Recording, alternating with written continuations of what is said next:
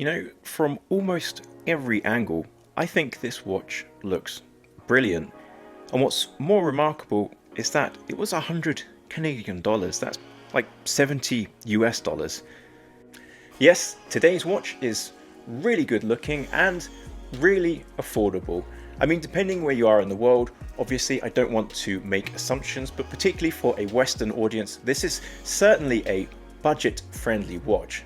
It's crazy to think that when I was in college, I would spend double this amount of money on a basic quartz watch with an Emporio Armani logo on it and, think it was the best thing since sliced bread, and I had no idea that watches like today's watch exist. This is of course a far better option than any of those fashion watches, but not only that, I think watches at this price have come a long way just in the last decade or so.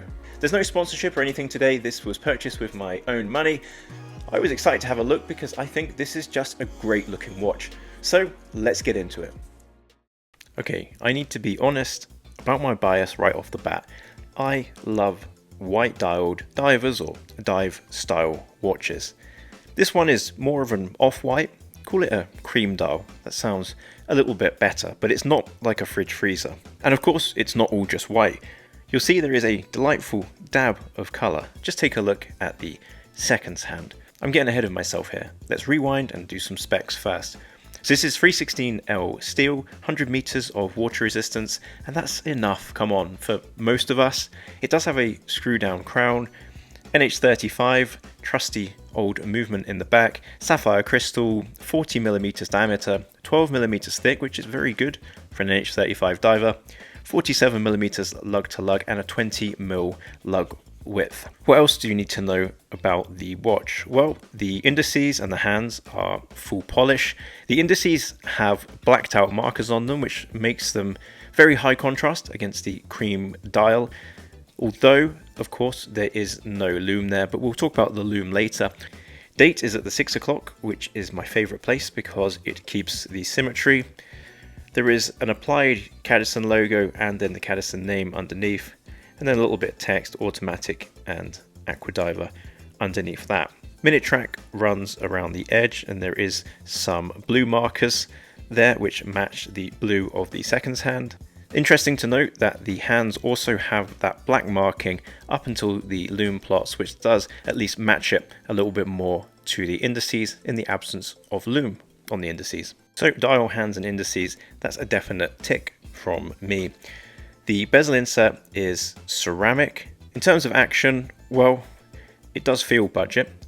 It's most likely just a piece of wire rather than a proper Seiko style bezel spring underneath, but have a listen. There is also a little bit of backplay just in between clicks. Nothing major, and for the price, I think it's forgivable and it's almost perfectly in line. The case on this one for me really defies the asking price. You've got these lovely polished chamfers. There is nice, clean, crisp lines between the brushing and the polishing. The brushing on the case is to a really high standard. It's very fine, it's very smooth to the touch. It's very high quality. The bracelet end links follow the curvature of the case very well. It all fits together very nicely. There's a small amount of play left to right on the bracelet end links, but it's still better than some of my Seikos, which cost 10 times as much as this watch. We have a fully brushed multi-link bracelet. There is a pressed outer clasp with just the 2 holes of micro adjustment and a milled inner clasp. Case back, there's really not a lot to say. It's pretty plain, there's some radial brushing and a polished surface. And how about the lume on this one? Well, if you're asking the price and you've had watches at this kind of price before, it's what I'd expect. It doesn't last very long, it's more of a token gesture. Hey, just a quick note to say, if you're enjoying today's Value King from Cadisen, please don't hesitate to like the video, subscribe and hit the bell notification icon. I always try and cover a very wide variety of watches, so hopefully every now and then something will come up that you'll enjoy. Anyway, back to it. But let me show you some shots of this one on the wrist, and I just think that looks so good. There's been plenty of times in my life where 50 to 100 bucks for a watch is quite a lot of money, and I know That is the same for a lot of people around the world. And when I look at this watch in person, and hopefully it comes across on camera as well, for the money, this is just a brilliant deal. It's a brilliant watch. I'm not at all sponsored by Cadisen. Maybe I should have reached out to them first. But honestly, like I said in the introduction, I bought this watch because I just thought it looked fantastic. I thought it would be very interesting to look at for the YouTube channel because I haven't looked at a super affordable watch for a little while. I don't want to become out of touch, but I wasn't expecting this watch to look as good in person as it did in the pictures. But actually, I think it looks even better than it does on the website. I refuse to leave you an affiliate link to AliExpress because otherwise you'll think I'm just saying nice things to profit from it. And I'm not. I genuinely mean it. I will leave a non-affiliated link that will have no impact to me whether you click it or not in the description. For anybody shopping in this price point for this style of watch, this will be my first recommendation going forward.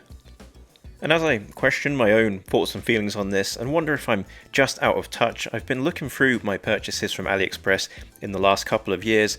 There's some Boltonis on there, a couple of Proximas, San Martin, Pagani Design, Agellosa, Seagull, Crowdland, Aquatico, Reef Tiger. That one was a really bad one. That's elsewhere on the channel. It's still the worst watch I've ever reviewed.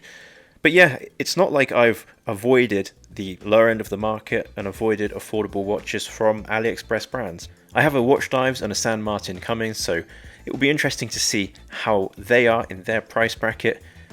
But with this one, as we look to come to a conclusion, I just think for 100 Canadian dollars, this thing is so well put together. I'll summarize here. The lume and the bezel action are definite areas of improvement or areas where it shows its price. But outside of that, you've got to consider that the bracelet links are smooth, there is no rough edges, the case finishing is really sublime for the money. The design, I think, is fantastic. It looks a lot more expensive from every angle than its actual price. The threading on the crown is very well cut. It's very smooth. That's something that I've never felt at this price point. My naked human eye can't find any defects on this watch. Even the polishing of the hands and the indices looks very reflective. These were all common areas where in previous years, when I've picked up Pagani designs and things like that, then I have found issues because of the price of the watch. And this Cadisen just seems to be manufactured and assembled to a better quality than what I've experienced in the past.